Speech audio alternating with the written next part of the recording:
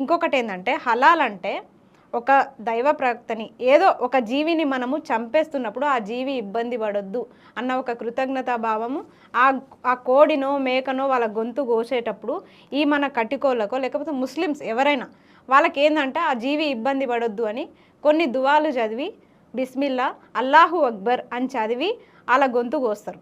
అప్పుడు వీళ్ళకి తృప్తి ఉంటుంది. ఆ జీవి క్షమిస్తుందా లేదా మాకు తెలియదు, కానీ ఒక దాన్నైతే కోరుకోవడం అయితే జరుగుతుంది. క్షమించమ్మా, తోటి జీవరాశులని నిన్ను తినడం కోసం నీకు నీ ఆహారం వాళ్ళకి పెట్టడం కోసం నిన్ను బలిస్తున్నాము, క్షమించమ్మా అని చెప్పేసి దాని నుంచి క్షమాభిక్ష కోరుకొనే దాని గొంతు కోస్తారు. అది హలాల్ అంటే. ఇంకొకటి ఏంటంటే ముస్లిమ్సే హలాల్ చేస్తారు ఎక్కడైనా. ఎందుకంటే చివరి ప్రవక్త అయిన మహమ్మద్ ప్రవక్తని తలుచుకొని కొన్ని దువాలు చదివి చేస్తారు. అది హలాల్ అంటే.